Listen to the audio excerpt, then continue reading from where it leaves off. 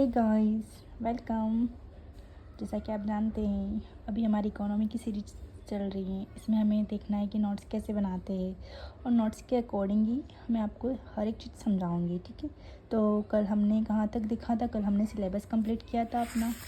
ठीक है, तो ये अपना सिलेबस था। तो इसमें फर्स्ट चैप्टर कौन सा था हमारा? फर्स्ट यूनिट कौन सी थी? प्रमुख बुनियादी अवधारणाएं। तो ये हमारी फर्स्ट यूनिट है, प्रमुख बुनियादी अवधारणाएं। आज इसको हम स्टार्ट करेंगे और इसमें ये वाला पोर्शन अर्थशास्त्र और अर्थव्यवस्था, इसे हम कंप्लीट करेंगे आज। ठीक है, ओके। तो ज़्यादा बात नहीं करते हुए स्टार्ट करते हैं। तो हमारी पहली यूनिट है प्रमुख बुनियादी अवधारणाएं। इसमें फर्स्ट चैप्टर है अर्थशास्त्र और अर्थव्यवस्था। तो हम जैसे मैंने कल आपको बताया था कि हमारे सब्जेक्ट को बोलते हैं इकोनॉमी, मतलब हमें अर्थव्यवस्था पढ़नी है। जो अर्थव्यवस्था होती है वो पढ़नी है। तो अब पहले हम अर्थशास्त्र किसे कहते हैं इसके बारे में कुछ जानकारी ले लेते हैं। ठीक है, तो अर्थशास्त्र किसे कहते हैं? तो अर्थशास्त्र एक मतलब सामाजिक विज्ञान होता है, समाज का विज्ञान, मतलब साइंस। एक जैसे साइंस में तो ऐसा होता है कि जैसे हम जानते हैं कि साइंस में कुछ डालते तो मतलब कि जैसे कि दूध में कुछ खट्टा डालते दही बन जाता है, ऐसा साइंस है। लेकिन इसे सामाजिक विज्ञान इसलिए बोलते हैं क्योंकि समाज के अकॉर्डिंग हमारी इकोनॉमी में चेंज आता है। समाज में क्या हो रहा है उसका हमारी इकोनॉमी पे इफेक्ट पड़ता है, इसलिए इसे सामाजिक विज्ञान कहते हैं। ठीक है, तो अर्थशास्त्र दो शब्दों से मिलकर बना है हिंदी में बेसिकली। एक तो अर्थ जिसका अर्थ होता है धन, और शास्त्र जिसका होता है अध्ययन करना। अतः हमें धन का अध्ययन करने को हम अर्थशास्त्र कहते हैं। ठीक है, और इसमें आता है इसे इंग्लिश में लैटिन शब्द ओइकोनोमिया से मिलकर बना है। जो कि ओइकोनोमिया होता है ना, वो दो शब्दों से मिलकर बना। ओइकोस जो कि ग्रीक शब्द है और नोमास जो भी ग्रीक शब्द है। ओइकोस का मतलब होता है घरेलू, मतलब डोमेस्टिक, और प्रबंधन मतलब घरेलू प्रबंधन को हम बोलते हैं अर्थशास्त्र। ठीक है, तो इसमें होता है वस्तु सेवाओं के उत्पादन, वितरण, उपभोग, इन सबका विश्लेषण किया जाता है। इतना आपको अगर याद नहीं रहे तो आपको इतना याद रखना है कि धन का विज्ञान, धन के विज्ञान को अर्थशास्त्र कहते हैं। ये एडम स्मिथ जो कि बहुत जाने माने अर्थशास्त्री है, तो इन्होंने ये डेफिनेशन दी थी कि धन के विज्ञान को अर्थशास्त्र कहते हैं। आपको इतना सब याद ना हो तो आपको इतना याद ज़रूर रखना है कि धन के विज्ञान को ही अर्थशास्त्र कहते हैं। ठीक है, अब हम देखते हैं कि हमारी अर्थशास्त्र की शाखाएं कितनी होती है, मतलब इसके कितने क्षेत्र होते हैं। तो अर्थशास्त्र दो प्रकार का होता है, एक तो व्यष्टि अर्थशास्त्र होता है और एक होता है समष्टि अर्थशास्त्र। आपने 12th की इकोनॉमी की बुक देखी होगी जिसमें व्यष्टि और समष्टि दो बुक्स है ना, वही वाली। व्यष्टि अर्थशास्त्र बोलते हैं मतलब माइक्रो इकोनॉमिक, और समष्टि मतलब मैक्रो इकोनॉमिक इंग्लिश में बोलते हैं इसको। ठीक है, व्यष्टि जैसे कि नाम से स्पष्ट है, आगे का व्यय से लेकर आप इसे भी पता लगा सकते हो, जैसे कि व्यष्टि है मतलब आगे का व्यय से व्यक्तिगत, मतलब किसी एक चीज़ की, सूक्ष्म चीज़ की बात कर रहे हो, मतलब छोटे स्तर पर किसी भी चीज़ का अध्ययन करा जाता है। जैसे कि एक व्यक्ति, एक फैमिली और एक फर्म का जीडीपी का अध्ययन किया जाता है। जैसे कि हम देखते हैं कि एक व्यक्ति की कितना कमाता है, कितना खर्चा करता है, ये सारी चीज़ों का अध्ययन। एक फैमिली में कितने मेंबर है, सभी मिलकर कितना कमाते हैं, कितना कुछ खर्च करते हैं, कहाँ खर्चा होता है, ये सारी चीज़ें। और एक स्पेसिफिक कोई जो होता है ऑफिस, कोई एक बड़ा बिजनेस कंपनी होती है, उसके बारे में अध्ययन किया जाता है। तो वो एक कोई छोटी जगह व्यक्तिगत स्तर पर अध्ययन किया जाता है, तो उसे माइक्रो इकोनॉमिक कहते हैं। और इसके जनक कौन थे? इसके जनक थे अल्फ्रेड मार्शल। ये आपको याद रखना जरूरी है, अल्फ्रेड मार्शल, इसको लिख देना शॉर्ट फॉर्म में। ठीक है, और समष्टि अर्थशास्त्र जिसमें कि मतलब एक राष्ट्र, एक राज्य, एक जिले, मतलब इनका संपूर्ण अध्ययन किया जाता है कि पूरे राष्ट्र में कितना उत्पादन हो रहा है, कितना उपभोग कर रहे हो, और कितनी वस्तु सेवाएं सब उत्पादित हो रही है, कैसे क्या हो रहा है, पूरा राष्ट्र का कार्य कैसे चल रहा है उसमें। और एक राज्य, एक स्टेट का होता है, और एक जिले का, मतलब बेसिकली कुछ बड़े स्तर पर समष्टि मतलब इसके आगे के दो शब्द ले सकते हो आप, समष्टि। तो ये समस्त होता है, थोड़ा बृहद आकार का होता है। और इसके जनक होते हैं जॉन मेनाल्ड किन्स। इसमें देख लो तो छोटे हैं, मतलब ये कि छोटा है तो छोटा नाम ही छोटे जनक का, और ये बड़ा है तो बड़ा नाम ही, इस टाइप से भी आप मॉडिफाई कर सकते हो अपने हिसाब से, अगर आपको कुछ कन्फ्यूज़न हो तो। ठीक है, अब आते हैं हमारा जो हमें पढ़ना है मेनली, उसे बोलते हैं अर्थव्यवस्था। ठीक है, तो देखिए एक बात स्पष्ट कर दूंगी मैं कि अर्थशास्त्र जो होता है ना, वह सभी राज्यों में, सभी देश व राज्यों का एक हो सकता है। शास्त्र मतलब कि सिद्धांतों किसी भी राज्य और देश के सभी एक हो सकते हैं, कि मतलब कि जैसे कि कृषि का उत्पादन हर राष्ट्र में होता है, सेवा कंपनियां हर राष्ट्र में होती है, सेवाएं भी मतलब सर्विसेज भी हर राष्ट्र में होती है। लेकिन अर्थव्यवस्था होती है ना, वो सभी देश या राज्यों की अलग अलग हो सकती है। ठीक है, कि हम किस तरह से व्यवस्था जमाते हैं, कि हमारे यहाँ पे जैसे कि हम देखते हैं कि कृषि का सेगमेंट ज़्यादा है, सर्विस सेक्टर से हमारे यहाँ इनकम ज़्यादा हो रही, कृषि का भी सेगमेंट ज़्यादा है लेकिन इनकम सर्विस सेक्टर से ज़्यादा हो रही। लेकिन जैसे कि हम अमेरिका में देखते हैं, यूएसए में, वहाँ पे इंडस्ट्रियल सेक्टर से ज़्यादा डेवलपमेंट हुआ है, कि वहाँ पे एग्रीकल्चर कम है, इस तरह से। तो ये व्यवस्था जो होती है ना, ये थोड़ी सबसे अलग अलग होती है। ठीक है, तो अर्थशास्त्र का व्यवहारिक रूप ही अर्थव्यवस्था होती है। ठीक है, और अर्थव्यवस्था वह संरचना जिसके अंतर्गत आर्थिक गतिविधियों का संचालन किया जाता है। उत्पादन, उपभोग, निवेश, मतलब कितना उत्पादन हुआ, कितना हमने कंजप्शन किया, मतलब कितना उपभोग किया, कितना हमने इन्वेस्टमेंट, सारी चीज़ें, मतलब हमने नहीं, गवर्नमेंट में एक तरह से गवर्नमेंट ने कितना ही मतलब पूरे देश में कितनी चीज़ों का उत्पादन हुआ, ये सारी चीज़ें, इन सब का अंदाज़ा लगाना, इन सब का अनुमान लगाना, यही अर्थव्यवस्था होती है। ठीक है। अर्थशास्त्र का प्रयोग यह समझने के लिए किया जाता है कि अर्थव्यवस्था किस तरह से कार्य करती है और समाज में विभिन्न वर्गों का आर्थिक संबंध कैसा है। ठीक है। तो अर्थशास्त्र और अर्थव्यवस्था आपस में कनेक्टेड है, लेकिन ये एक नहीं है। याद रखना, अर्थशास्त्र का कहीं ना कहीं उपयोग ये समझने के लिए किया जाता है कि समाज में अर्थव्यवस्था कैसे कार्य करती है, कैसे हमने व्यवस्था जमाई है और लोगों के आपस में संबंध है किसी, जैसे मैंने कल आपको बताया था कि शास्त्र एक सिद्धांत होते हैं, वो सिद्धांत ही हम समझाते हैं कि हमारे देश में व्यवस्था हमने कैसे जमानी है और व्यवस्था कैसे वर्क करती है। ठीक है। तो ये दोनों चीज़ें एक नहीं है, इसको एक मत मानना। ठीक है। ये अलग अलग है और हमें बेसिकली हम अर्थव्यवस्था ही पढ़ते हैं, हम इकोनॉमी में पढ़ते हैं। ठीक है। ओके, यहाँ तक आपको समझ में आ गया होगा आई होप। और आप एक स्क्रीनशॉट ले लीजिए इस नोट्स से, कि आपको इसी तरह से नोट्स प्रिपेयर करने हैं अपने। ओके, चलो ठीक है, थैंक यू। अब हम आगे चलते हैं। तो ये हमारा सिलेबस वाला पोर्शन तो कंप्लीट हो गया था, तो आगे ये नेक्स्ट पेज है हमारा। ठीक है। जैसे कि एक तो होती है लोगों की आवश्यकता और एक होती है इच्छाएं, मतलब लोगों की आवश्यकता और इच्छाएं होती है। अब हम लोगों की आवश्यकताएं कंप्लीट, ना तो हम लोगों की आवश्यकताएं कंप्लीट कर सकते हैं, ना हम उनकी इच्छाएं कंप्लीट कर सकते हैं। ठीक है। एक बार को हो सके कि हमारे पास सीमित संसाधन है, तो ये हमारे मतलब कि हमारी अर्थव्यवस्था में सबसे बड़ी ये है कि हम चलो ठीक है लोगों की आवश्यकताएं पूरी करने की कोशिश भी कर सकते हैं, लेकिन इच्छाएँ, सभी की इच्छाएँ कभी पूरी नहीं होती और सभी की आवश्यकताएँ भी हम फुलफ़िल नहीं कर पाते। ठीक है। लेकिन सीमित संसाधनों के अधिकतम उपयोग के माध्यम से अधिकतम आवश्यकताएं, अधिकतम इच्छाओं के मध्य संतुलन स्थापित करने का प्रयास किया जाता है, उसे ही अर्थव्यवस्था कहा जाता है। ये सबसे बेसिक मतलब सबसे अच्छी डेफिनेशन है, शायद आपको ये डेफिनेशन कहीं मिलेगी नहीं, कि हमारे देश में मतलब संसाधन सीमित है, लेकिन अगर मतलब कि हमारी इच्छा और आवश्यकता के बीच में जितना कम गैप होगा ना, उतनी किसी देश की अर्थव्यवस्था विकसित होगी, मतलब अच्छी होगी। हमें अपनी इच्छाओं पे फोकस नहीं, मतलब आवश्यकताएं भी, मतलब लोगों की इच्छाएं कम होती जाए, जैसे कि हमें जैसे इच्छाएं लोगों की सबकी अलग अलग होती है। आवश्यकता में तो बेसिक नीड होती है, जैसे कि खाना वगैरह, ये सब, खाना, छत, भोजन मिल जाए तो ये आवश्यकता है, लेकिन इच्छाएं तो लोगों की सबकी अलग अलग होती है। अपने अपने स्टेटस के हिसाब से लोगों की इच्छाएं अलग अलग होती है। जैसे कि कोई अमीर आदमी है तो हो सकता है कि वो कुछ अच्छे स्तर पर, हो सकता है कोई अमीर आदमी हो लेकिन वो मतलब सादा जीवन बिताना भी सही समझता हो, और कोई अमीर आदमी जो कि मतलब बहुत बड़ा अच्छा जीवन बिताना व्यवस्थित समझता हो, इसलिए। ठीक है। तो ऐसा होता है ना, तो इन दोनों के मध्य में मतलब जितना कम स्पेस होगा ना, उतनी ही उस देश की अर्थव्यवस्था काफ़ी अच्छी होगी। ठीक है। तो हमें इनमें संतुलन स्थापित करने की ये चीज़ें होती है ना, यही अर्थव्यवस्था के अंतर्गत हम देखते रहते हैं कि अर्थव्यवस्था के अंतर्गत हम इन दोनों के मध्य में संतुलन स्थापित करने की कोशिश करते हैं, कि आवश्यकताएं और इच्छाओं के मध्य में। तो अब आपको समझ में आ गया होगा ये क्वेश्चन, क्या अर्थशास्त्र और अर्थव्यवस्था है कि नहीं।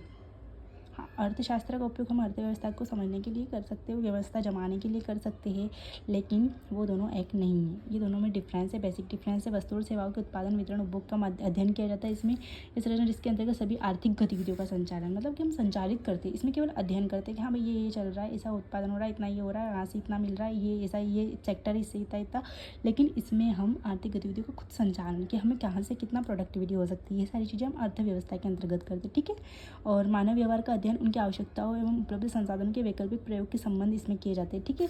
और इसमें उत्पादन, उपभोग और निवेश अर्थव्यवस्था की आधारभूत गतिविधियाँ हैं, कि कितना उत्पादन हुआ, उपभोग हुआ, निवेश हुआ, ये सारी चीज़ें। ठीक है। अब हम इतना पढ़ेंगे, इसके आगे हम देखते हैं कि आधुनिक अर्थशास्त्र के जनक किसे कहा जाता है। जिसे हमने देखे थे, मतलब कि हमने समझ चुके कैसे, लेकिन आधुनिक अर्थशास्त्र के जनक एडम स्मिथ को कहा जाता है। इन्होंने 1776 पुस्तक में लिखी थी वेल्थ ऑफ नेशंस। अर्थशास्त्र को धन के विज्ञान के रूप में, मैंने आपको बताया था डेफिनेशन उनकी कि धन का विज्ञान, और एडम स्मिथ ने अपनी डेफिनेशन दी थी यहाँ पे, मैंने बताया था अर्थशास्त्र को धन का विज्ञान कहा जाता है, तो वो इन्हीं को हम आधुनिक अर्थशास्त्र के जनक कहते हैं, एडम स्मिथ को। ठीक है। तो ये याद रखना, ये काफ़ी इंपॉर्टेंट पॉइंट है, और उनकी पुस्तक का नाम भी याद रखना, वेल्थ ऑफ नेशंस इन्होंने लिखी थी। जो ऑब्जेक्टिव क्वेश्चन है उसमें पूछ ही लेते हैं। ठीक है। तो 1776 में इन्होंने लिखी थी। और भारतीय अर्थव्यवस्था, यहाँ अर्थव्यवस्था के जनक कौटिल्य और कोई नहीं, जो चाणक्य थे ना हमारे, जिन्होंने ग्रंथ लिखा था अर्थशास्त्र, लगभग चौथी शताब्दी ईसा पूर्व, इन्होंने अर्थ का संदर्भ इन्होंने धन से लगाया था, लेकिन इतना भी कुछ नहीं था उस बुक में, उसमें युद्ध वगैरह ज़्यादा था, मतलब थोड़ा बहुत, लेकिन उन्हें अर्थव्यवस्था का अच्छा खासा ज्ञान था कौटिल्य को, तो उनको अर्थव्यवस्था के जनक के रूप में माना जाता है, जो कि भारत के, क्योंकि ये भारत के थे हमारे कौटिल्य, तो उनको अर्थव्यवस्था के जनक के रूप में माना जाता है। ठीक है। अब हम देखेंगे अर्थव्यवस्था के प्रकार, यहाँ तक आपको समझ में आ गया होगा बेसिकली। ठीक है।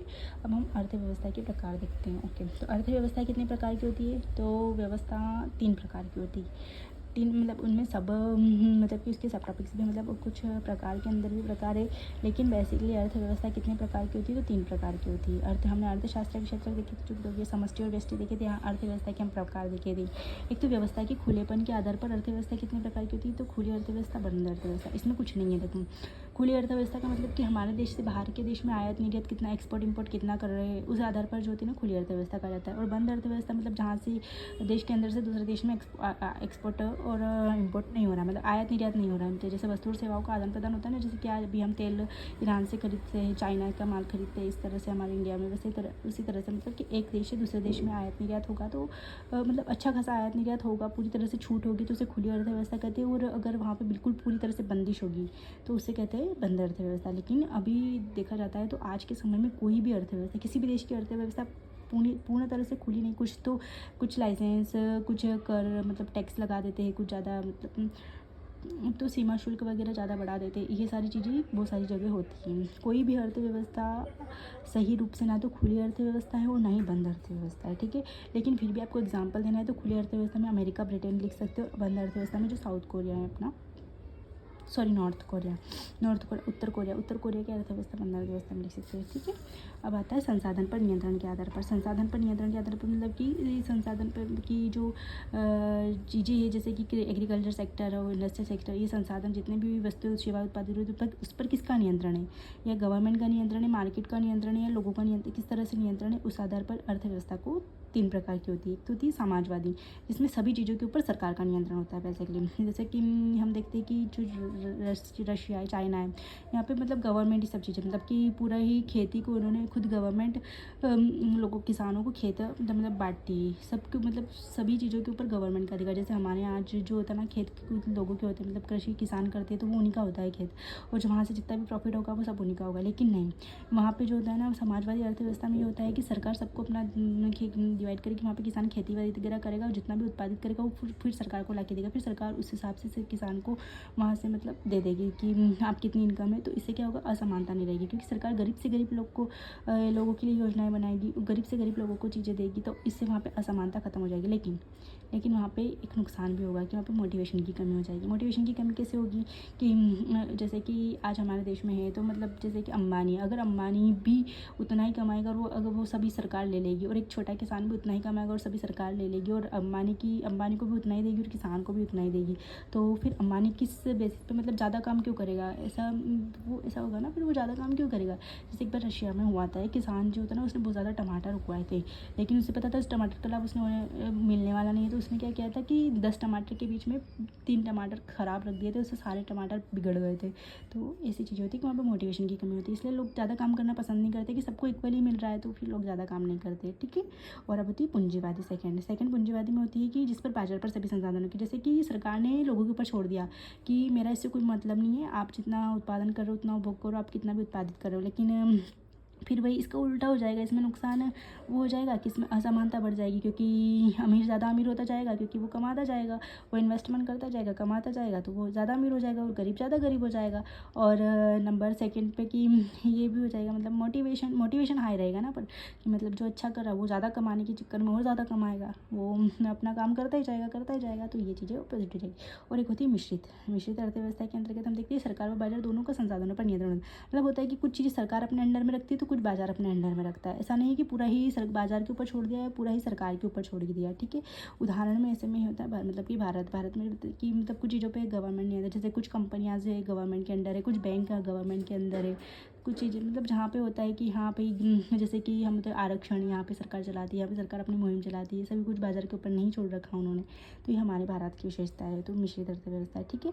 तो समाजवादी के लिए एग्जाम्पल के लिए आप चीन और रशिया लिख सकते हो, और पूंजीवादी में अमेरिका ही सही उदाहरण, और मिश्रित में भारत। अच्छा, सबसे अच्छा उदाहरण हमारा भारत है, ठीक है। और वर्तमान में कोई भी अर्थव्यवस्था आदर्शात्मक रूप से ना तो पूंजीवादी है और ना ही समाज, मतलब कहीं ना कहीं पूंजीवादी में कुछ न कुछ नियंत्रण गवर्नमेंट रखती है और समाजवादी में कुछ छूट दे रखी है लोगों को, ठीक है। अब आता है नंबर थर्ड आता है विकास के आधार पर। विकास के आधार पर अर्थव्यवस्था कितनी होती है, जैसे कि किस देश ने कितना विकास किया है। जैसे हम देखते हैं हमारा देश आज अभी विकासशील है, ठीक है ना। तो इसमें 3 प्रकार के होते हैं। एक तो अल्प विकसित मतलब अविकसित देश होते हैं, और विकासशील जो कि अभी विकास की कैटेगरी में, और तीसरा होता है विकसित, ठीक है। तो अल्प विकसित के अंतर्गत आते हैं। अल्प विकसित के यहाँ पर मतलब उद्योग और सेवा क्षेत्र का कम विकास हुआ, लेकिन कृषि क्षेत्र अभी भी वहाँ पर कृषि ज़्यादा होती है। अभी भी लोग किसान खेती कार्य में लगे हुए हैं, तो वो अपना विकास नहीं कर पाते, क्योंकि वहाँ उद्योग धंधे डेवलप ही नहीं हो रहे। सेवा क्षेत्र उतना बढ़ नहीं रहा है, वहाँ पे कमी है उनकी। तो ये ऐसे देश जो होते हैं ना वो अल्प विकसित। इसमें आते हैं अफ्रीका और भूटान। अफ्रीका के कुछ देश होते हैं जो कि काफ़ी गरीब है, और भूटान भी है, ठीक है। और आता है विकासशील। विकासशील मतलब कि कृषि का थोड़ा स्तर कम हुआ है, उद्योग धीरे धीरे बढ़ रहे हैं, सेवा क्षेत्र भी धीरे धीरे बढ़ रहा है। तो ये जो जहाँ पे मतलब कि हाँ कृषि का थोड़ा कम हुआ, मतलब पहले से कम होती जा रही कृषि, थोड़े कृषि कार्य से लोग बाहर निकल रहे हैं, वो इंडस्ट्रियल क्षेत्र में जा रहे हैं, सेवा क्षेत्र में जा रहे हैं। तो इस ये विकासशील के अंतर्गत आता है। उसका एक अच्छा सा एग्जाम्पल है हमारा भारत, इंडिया, ठीक है, और श्रीलंका भी है, ठीक है। और अब आता है विकसित। विकसित के अंतर्गत कि हाँ भाई लोग अब कृषि क्षेत्र से काफ़ी बाहर निकल गए। कृषि क्षेत्र मतलब ना के बराबर रह गया है। वहाँ पे मतलब जीडीपी में योगदान कृषि क्षेत्र का लगभग 5% से कम आता है, ठीक है। और उद्योग और सेवा क्षेत्र का 95% से अधिक योगदान आ रहा है। तो वो जो देश होते हैं ना वो ज़्यादा विकसित होते वो ज़्यादा, कि हाँ भाई जो लोग कृषि कार्य में फिर भी लोग लगे, लेकिन 5% से मतलब कम योगदान है कृषि क्षेत्र का। और उद्योग और सेवा क्षेत्र का अच्छा खासा 95% से ज़्यादा योगदान है हमारे जीडीपी में, ओके। तो उदाहरण में अमेरिका, ब्रिटेन और चाइना, ये जो होते हैं ना ये अब विकसित देश में, अब चाइना भी विकसित देश की कैटेगरी में आ चुका है, ठीक है, क्योंकि उसकी जीडीपी भी काफ़ी अच्छी तरह से ग्रोथ कर रही है, और वो इंडस्ट्रियल क्षेत्र में ज़्यादा फोकस कर रहा है। और सेवा, और अभी भी हम अभी भी विकासशील देश में, और हम घमंड करते हैं कि हम इंडिया के लोग मतलब किस चीज़ का घमंड है, आज भी हम यहाँ इस कैटेगरी में आ रहे हैं, जबकि हम चाइना और हम साथ में ही आज़ाद हुए थे, चाइना और हम, ठीक है। और चाइना को और हमको साथ में आज़ादी मिली थी, और चाइना आज देख लो वो हमसे पीछे था पॉपुलेशन के मामले में। एक टाइम पे चाइना फर्स्ट कंट्री हुआ था, लेकिन आज हमारी भारत ने पॉपुलेशन के मामले में बाजी मार ली, और जहाँ बाजी मारनी थी वहाँ बाजी नहीं मारी, और जहाँ बाजी नहीं मारनी थी वहाँ बाजी मार ली, देख लीजिए।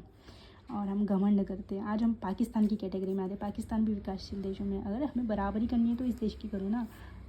फिर भी चलो ठीक है, धीरे धीरे हम कर रहेंगे, डेवलपमेंट आगे बढ़ेंगे। और हम जैसे मतलब आप जैसे लोग आप ही देश को आगे बढ़ाओगे, यू नो, हम करेंगे विकास, ठीक है, ओके। तो ये था अर्थव्यवस्था के प्रकार। अर्थव्यवस्था के प्रकार आप देख लिया आपने। व्यवस्था के खुलेपन के आधार पर 2 प्रकार की बंद अर्थव्यवस्था, खुली अर्थव्यवस्था, और संसाधन पर नियंत्रण के आधार पर कि किसका नियंत्रण है, उसमें समाजवादी, पूंजीवादी और मिश्रित अर्थव्यवस्था, और विकास के आधार पर अल्प विकसित, विकासशील और विकसित अर्थव्यवस्था। आई होप आपको अच्छे से समझ में आया होगा, ठीक है। लेकिन विकास के आधार पर जो अर्थव्यवस्था का मॉडल है ना, ये मतलब पुराना हो गया है। जैसे कि अभी भी मतलब देखते हैं तो चाइना, जैसे कि वो बोलते हैं ना जो डेवलप्ड कंट्रीज़ होती है, वो जो हमारे विकासशील और गरीब देशों को मतलब कुछ पैसे वो देते हैं, मतलब कि हाँ, तो उसमें चाइना बोलता है कि नहीं, मैं भी अभी तो विकासशील में हूँ और मुझे भी पैसे चाहिए। तो वर्तमान में ये मॉडल काफ़ी मतलब विकास के आधार पर काफ़ी मतलब कि काफ़ी चर्चा हुई है, और कि अच्छी खासी इनकम होने के बाद भी चाइना अभी बोलता है कि मैं तो विकासशील और मुझे भी फ़ायदा होना चाहिए। तो इसको ध्यान में रखते हुए वर्तमान में अब अर्थव्यवस्था को 4 प्रकार में बांट दिया गया है, 4 श्रेणियों में विभाजित कर दिया गया है। तो आज के लिए इतना ही। ये 4 श्रेणियाँ हम कल पढ़ेंगे, ठीक है। Thank you so much. आप एक स्क्रीनशॉट ले लीजिए, और हो सके तो ये 4 श्रेणियाँ आप पढ़ के आ जाना, ठीक है। आप एक स्क्रीनशॉट ले लीजिए और नोट डाउन कर लेना, और 4 श्रेणी आप पढ़ के आ जाना, तो कल हम इसका खुद रिवीजन लगा लेंगे, ठीक है। Thank you so much, thanks for watching.